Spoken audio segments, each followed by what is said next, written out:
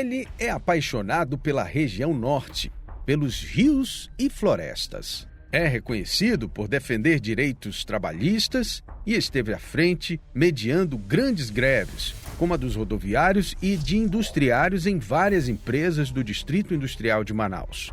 Em todos os casos, sempre buscou a conciliação cumprindo a lei. Luta contra a prática do trabalho infantil no estado do Amazonas há décadas. É um defensor dos direitos das mulheres amazonenses e diz que o dever do servidor é servir a população. O entrevistado de hoje é o presidente do Tribunal Regional Eleitoral do Trabalho da 11ª Região, Audalifal Ildebrando.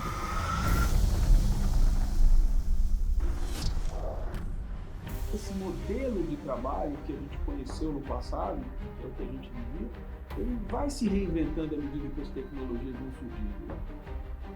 Que me perdoe minha filha Caia, que ela defende esse vínculo assim, com veemência, com paixão. Eu entendo o seguinte, nossa CLT tem 80 anos. E a relação social mudou, vai evoluindo. Então, eu acho que cabe ao Congresso Nacional disciplinar como seria essa relação entre os uberistas, né, que eu falo lato sensu, e a empresa. Eu acho que não pode ser vínculo direto, né, de ser empregado, mas também não pode deixar de ser empregado. Aí eu acho a sua situação meio termo sui generis. Você já deve ter respondido essa pergunta algumas vezes, mas eu preciso fazer a origem do seu nome. Audalifal Ildebrando. Esse nome vem... Qual é a origem? É junção de Audalice, minha mãe, com Elifal. É mesmo? Então eles criaram essa... Foi engenhoso. Quem escolheu esse nome foi minha mãe, mas meu pai queria que eu me chamasse Nabucodonosor. É mesmo? Então eu nasci para ter nome estranho. Bom, e o senhor é da Bahia, né? Eu estava vendo que o senhor veio para... Como é que o senhor veio parar aqui na nossa região, na Amazônia? Eu fiz concurso para o Ministério Público, lá em Brasília, e escolhi espontaneamente morar em Manaus. Por quê?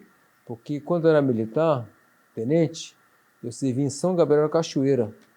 Então, assim, me apaixonei pela região, pelo rio, pela floresta, pelo povo. Então, assim, eu me identifico muito com o estado aqui. Eu digo sempre o seguinte, meu encontro com esse estado estava escrito 5 minutos antes do nada. Tamanha é minha identificação com o estado aqui, eu gosto. Você chegou já, hoje o senhor já é um cidadão aqui, né? Cidadão amazonense, cidadão boavistense, cidadão taquatiariense, de São Gabriel. Alguns municípios me deram cidadania. Essa sua experiência, o senhor chegou a conhecer, a trabalhar em alguns municípios, assim? Eu era procurador, fui do Ministério Público chefe durante 8 anos, 4 mandatos seguidos, e ia muito no interior fazer ação civil pública, trabalho escravo, as empresas que iam lá em São Gabriel e outros municípios, explorar o trabalhador lá da região e ir embora não pagava. Eu ia lá, entrava com ação e fazia com que a empresa pagasse esses trabalhadores que estavam lá totalmente desassistidos. E por conta disso eu ganhei algumas cidadanias. Interessante, né? Isso eu acho que é um reconhecimento importante, né? É importante. Eu acho o seguinte, eu gosto muito de ler, Álvaro, e digo o seguinte, até o cientista mais louco quer ser reconhecido. Então, esse reconhecimento é importante e me dá um estímulo para continuar sempre na ideia de servir, porque o servidor público tem que servir. Essa é a ideia do servidor público, não é ganhar bons salários, trabalhar menos, é servir o público, fazer o melhor pela população. E para mim, no caso mesmo específico, é fazer muito pela população aqui do estado do Amazonas e também Boa Vista, Roraima. Entendi. Agora, falando um pouquinho mais da atividade, né, no Ministério Público, a gente, quando fala de Ministério Público, né, a gente entende que é um trabalho muito mais no sentido da fiscalização, né, da aplicação da lei, e eu entendo, né, não sei se você vai até me corrigir, na Justiça Comum, né, o Ministério Público, ele tem uma característica mais litigiosa, né, da briga, da acusação. E eu vejo que o Ministério Público do Trabalho ele busca mais o consenso, a conciliação entre as partes, buscar a construção do respeito entre ali o empregador e o trabalhador. É isso mesmo ou não? Exatamente. O nosso país tem uma cultura de descumprir lei. Então, o que aconteceu no nosso país? A lei vinha de Portugal há 500 anos atrás, e como aqui o Brasil era diferente, o pessoal dizia assim, essa lei pega, essa lei não pega, essa lei é boa para Portugal, ruim para o Brasil. Então a gente ficou com essa cultura de descumprir lei. E nosso papel como procurador, como Ministério Público, é fazer cumprir a lei. E às vezes, com a reunião de conciliação, uma conversa, um acordo, a lei fica sendo cumprida de maneira bem mais suave, bom para todo mundo. Então, eu, como procurador, já atuei em várias situações de mediar greve de rodoviário no distrito, em outras empresas, fazendo um acordo para cumprimento da lei. E aí, se não houvesse esse cumprimento, a gente entrava com ação, mas assim, você tem razão, na minha atuação, o mais relevante, o mais preponderante foi fazer acordo para debelar situações que poderia chegar ali em ação judicial, que nem sempre é bom para todo mundo. Eu acho que o acordo sempre é a melhor solução. Você tem essa visão do ponto de vista mais amplo da justiça, da aplicação? Você acha que a justiça mesmo, aquela essência da justiça está nisso, está na conciliação? Exatamente. Nosso país hoje, tramita no nosso país hoje 80 milhões de processos. É muito processo. Então eu acho que a conciliação é o caminho, até para debelar essa quantidade astronômica de processos que tem no Poder Judiciário. Então eu acho que a conversa é o melhor, o diálogo é o melhor caminho. Nosso povo é um povo ordeiro, é um povo sério, do diálogo, e eu sempre trabalhei nessa linha e com bons resultados. Pois é, o senhor falou de bons resultados, eu estava na pesquisa, para a entrevista, a gente percebeu que tanto o empregador quanto as lideranças sindicais sempre falaram muito dessa sua postura, Eles sempre se posicionaram nesse sentido. Olha, o doutor Adolifal é aquele que consegue estabelecer essa relação de conciliação. Isso está dentro do seu princípio de trabalho ou o senhor usa isso como uma técnica para fazer a solução do conflito até? Os dois. Eu acho que a conversa, o diálogo, o respeito é a melhor solução. E se você respeitar ambas as partes e tratar com dignidade, com atenção, até com certo afeto, se posicionar de maneira bem imparcial, a conciliação sai naturalmente. E a minha técnica que eu aprendi no Ministério Público do Trabalho, que nós temos que usar a questão do bom senso, da razoabilidade, da proporcionalidade para conseguir bons acordos. Então é questão de índole e também questão técnica que eu aprendi no Ministério Público do Trabalho há 20 anos atrás. Ou seja, a própria origem do trabalho no Ministério Público do Trabalho, ela estimula isso? É isso que você está dizendo? A conciliação. A gente foi talhado, foi criado, formado para tentar conciliar sempre. Entendi. Bom, eu queria que a sua opinião, na verdade, um pouco mais sobre o momento que a gente está vivendo. Eu tenho um sentimento, e eu não sei se é verdade, o senhor vai me dizer aí a sua visão sobre isso, de que as demandas sindicais, aquelas demandas... Porque assim, eu sou de uma época que a gente cobria muita greve, muita briga com o sindicato, principalmente o senhor falou dos rodoviários, eu vi vários casos, inclusive o senhor mediando algum desses casos, Enfim, só que hoje em dia a gente já não vê mais tanto isso. Ou existe e a gente não está noticiando, ou de fato a gente tem uma melhora nessa conduta, tanto de empresas quanto dos sindicatos. Como é que é a sua avaliação aí desse momento? A minha avaliação é o seguinte: a sociedade evoluiu. Então, antigamente havia muita questão da pessoa não tratar a pessoa com respeito, com dignidade. Então, hoje em dia, a gente respeita mutuamente um ao outro. Então, tem a questão a atuação da imprensa na formação da consciência das pessoas, questão do bullying, questão de delimitação de espaço entre as pessoas. Então, Isso aí evoluiu muito. Antigamente, a questão assim, por exemplo, na minha questão, eu sou negro, a questão do negro, a pessoa tinha muita questão de apelido e tal. Então, hoje em dia, há um respeito, uma delimitação da matéria, respeitando a seu espaço, a dignidade, tratando bem, com mais afeto. Então, a sociedade evoluiu a tal ponto que as demandas são bem menores, porque o respeito emergiu. E o senhor acha que isso... O senhor já falou que é uma evolução, mas o senhor acha que isso é também uma compreensão das pessoas das leis do país? Tipo, olha, isso não pode, pronto, e não pode mais fazer. Com certeza. E aí eu torno a falar o papel da imprensa. Eu me lembro que quando eu trabalhava muito na questão do trabalho infantil, havia muita resistência. Hoje em dia o pessoal compreende que trabalho infantil é um mal, tem que tratar bem o homossexual, o negro, o índio, a mulher. Então a sociedade está assim, evoluindo como um todo.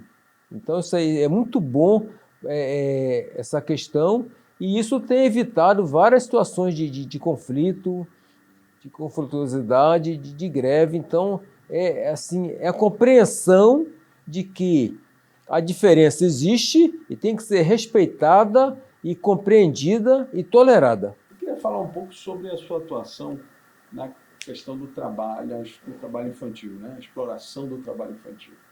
O senhor tem ali, pelo menos, pelo que a gente conseguiu apurar, pelo menos uma década dedicada ali diretamente à atuação do combate ao trabalho infantil. Eu queria que o senhor falasse primeiro, porque isso foi ali no início dos anos 2000 ali, né, que o senhor trabalhou. Como é que era a situação, qual era a problemática naquele momento, né, e como é que o senhor vê esse problema hoje? Então, temos resolvido, equacionado isso? Quase.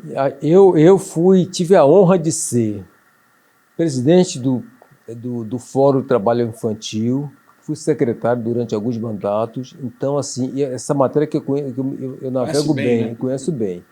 Então, a pessoa não tinha a compreensão exata que o trabalho infantil era um mal, um malefício.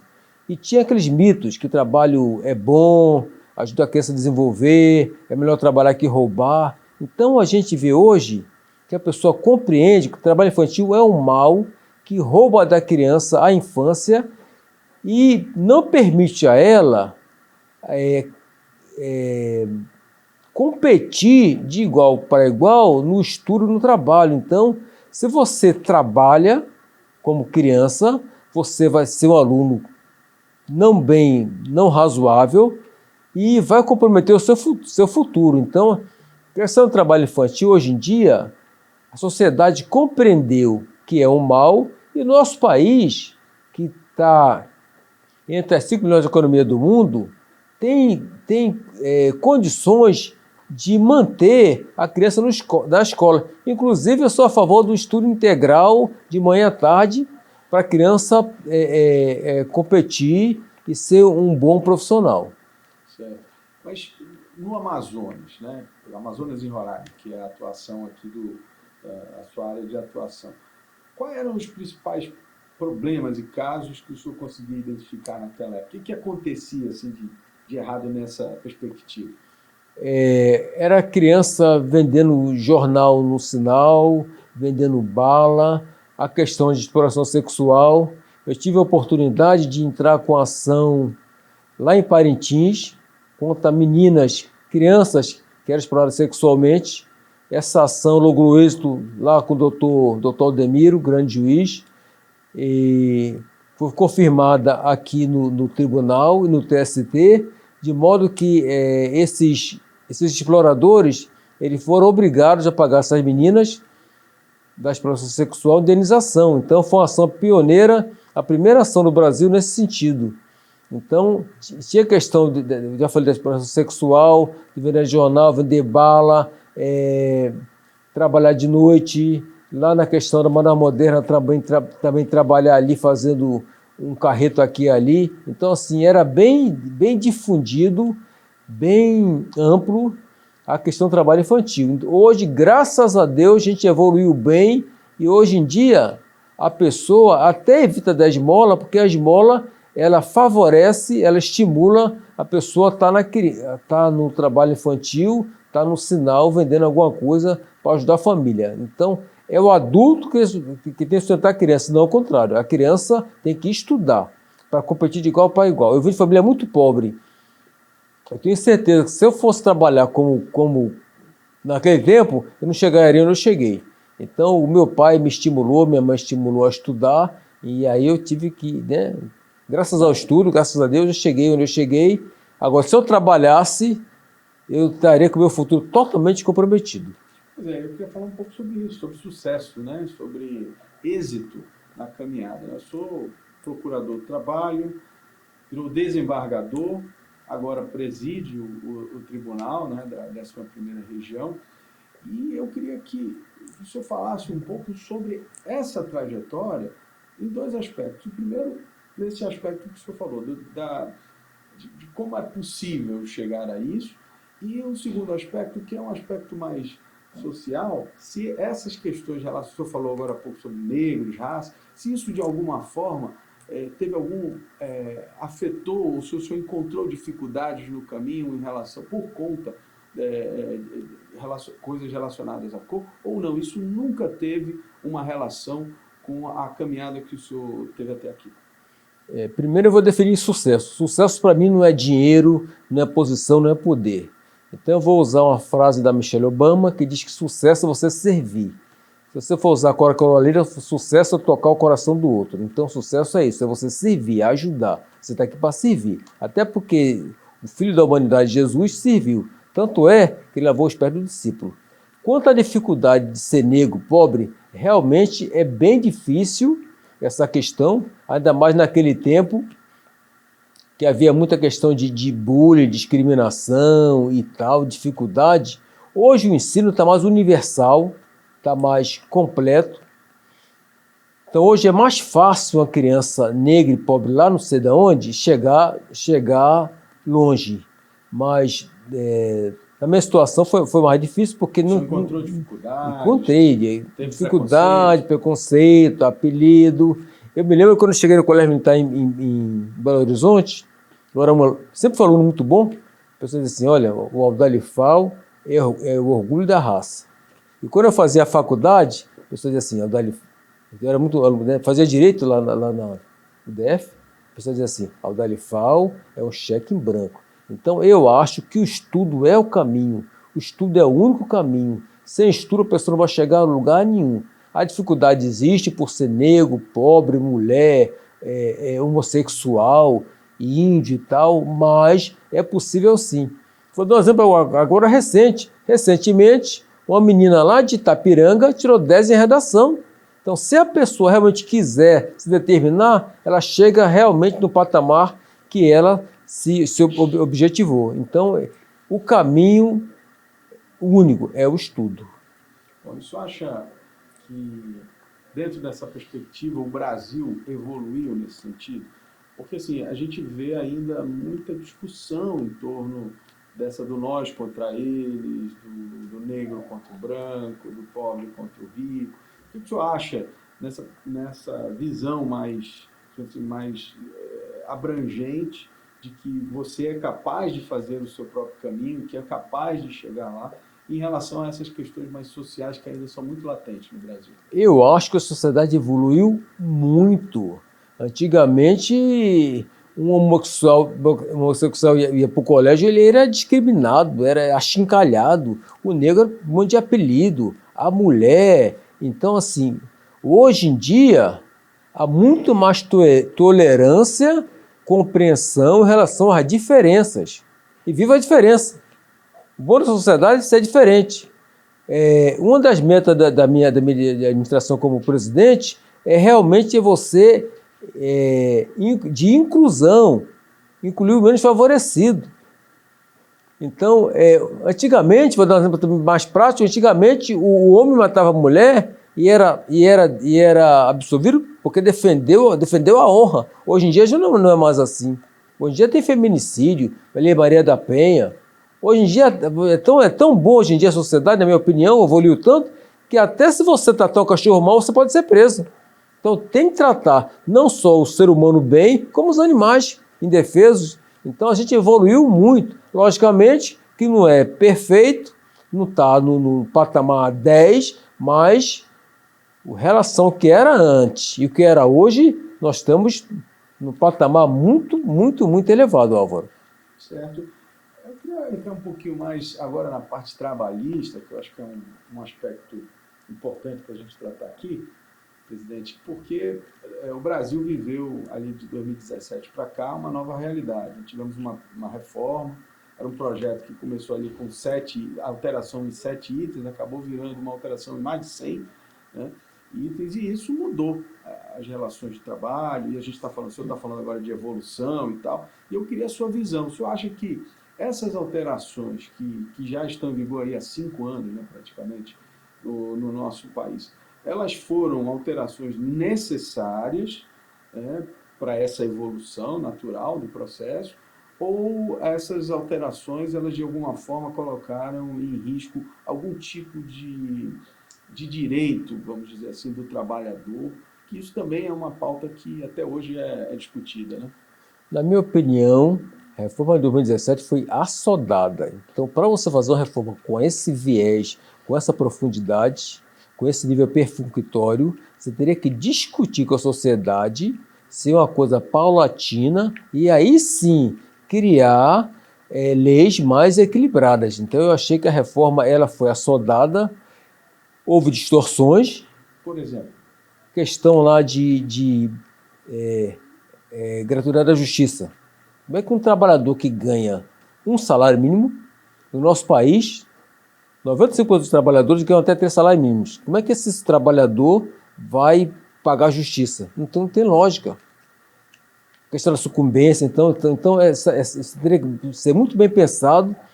Felizmente o Supremo Tribunal Federal já balizou essa questão, que não tem lógica um trabalhador que ganha tão pouco, se perder, pagar a parte sucumbente, a fim da gratuidade. Então, eu acho que foram soldadas e a gente tem caminhado para buscar, não você excluir a reforma, que minha missão não é excluir a reforma, minha missão é aplicar a lei, mas minha missão é a questão de você equilibrar o capital e o trabalho para que seja uma coisa assim bem mais razoável, bem mais proporcional. Pois é, falando desse equilíbrio, que eu acho que é uma coisa que está sendo discutida, inclusive agora, recente, o atual presidente fez uma declaração em relação aos aplicativos, né, esses serviços de aplicativos, que é uma discussão, acho que até mundial. Né? Alguns países entendem de um jeito, outros entendem de outro. Queria a sua visão sobre isso, porque, inegavelmente, essa inovação, ela trouxe uma nova relação, né? Não só uma nova relação entre o que a gente chama hoje de empresa, né? Que são esses aplicativos, né? Mas também uma relação de trabalho, né? Porque muita gente começou a usar essas plataformas como seu meio de vida, né? E aí já entrou uma discussão, tem uma discussão do vínculo, depois tem uma discussão também das taxas.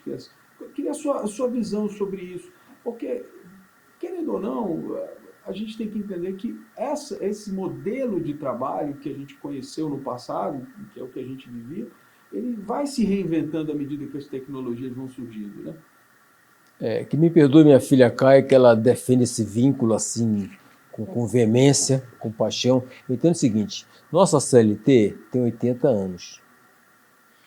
E quase 100 anos. E a relação social mudou, vai evoluindo. Então, eu acho que cabe ao Congresso Nacional disciplinar como seria essa relação entre os uberistas, né, que eu falo lato sensu, e a empresa. Eu acho que não pode ser vínculo direto, né, de ser empregado, mas também não pode deixar de ser empregado. Aí eu acho a sua situação meio termo sui generis. Agora, essa situação tem que ser disciplinada pelo Congresso Nacional. Eu entendo o seguinte, como é que é na Alemanha? Quando na Alemanha há um julgamento complexo, que envolve toda a sociedade, o Supremo de lá para para o julgamento e manda para o Congresso para legislar. Nossa função como juiz é aplicar a lei, mas o Congresso tem que legislar. Então, cabe ao Congresso disciplinar essas relações complexas, que é hoje, né, questão dos uberistas. Isso é uma discussão nacional, mundial, e torna a dizer o seguinte: quem tem que disciplinar essa questão é o Congresso Nacional. Quer dizer, eu entendi. Eu só acho que, na verdade, a responsabilidade de definir essa relação tem que ser do legislador, né? Com certeza, com certeza. Está sendo provocada a justiça, mas sem ter ainda um entendimento do que tem que ser. Exatamente. Essa relação é uma relação premente, ampla, e o Congresso tem que legislar sobre isso, e urgentemente. Perfeito. Agora, eu queria que o senhor ampliasse um pouco esse pensamento para outros tipos, por exemplo, porque tem o iFood, né? Tem tantas outras plataformas aí que geram níveis de trabalho diferentes, né? Que a gente discute, olha, mas o cidadão não fica ali cumprindo hora, não tem patrão, não tem, né? Quer dizer, como é que o senhor pensa todo esse, vamos dizer assim, esse ecossistema de novas relações? É inevitável isso, né? Que isso aconteça. É inevitável, não tem jeito. Você fala assim, vai acabar com o Uber, não tem jeito. E a gente sabe que na pandemia muita gente perdeu emprego, sobreviveu trabalhando de Uber. Eu penso assim. Então, é Uber, é iFood e outras relações, isso aí tem que ser disciplinado urgentemente. Porque quando envolve esse monte de gente, nosso país é uma democracia indireta, você elege o deputado e senador, que é seu representante, né? É seu representante, então cabe a ele discutir as leis, com as relações com seus pares, e o presidente sancionar essa lei, que hoje em dia, eu não posso precisar quantos tem nessa situação, mas eu acho o seguinte: o uberista nem é empregado, nem pode ficar totalmente desamparado pela Previdência Social. Aí eu sou contra. Ele é um trabalhador, e como tal tem que ser tratado. Não naquela questão de subordinação e tal, que isso aí remete a 80 anos atrás. Agora, ele é um trabalhador que tem que ser respeitado, com direitos e deveres, e fazendo uma legislação que o ampare, porque ele é um trabalhador com família, tem que ter aposentadoria, tem que ter seguro social, tem que poder adoecer, férias, décimo. Agora, isso aí tem que ser pensado com a cabeça de 2023, não com a cabeça dos anos 30, do século passado.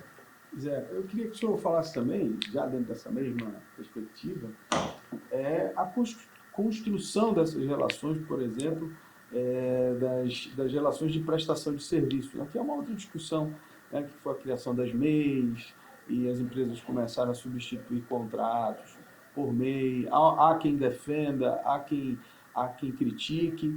O fato é que a gente observa, pelo menos os números, inclusive há uma crítica de que MEI não é trabalho, ou que ou qualquer outro tipo de relação que não tenha carteira assinada não é considerado trabalho. Eu queria que o senhor falasse do ponto de vista legal, né, obviamente, né, qual é o entendimento hoje, né, dentro dessas novas relações que foram surgindo à medida em que o próprio mercado vai pressionando para que haja menos carga, digamos assim, menos pressão, né, financeira em cima das estruturas econômicas.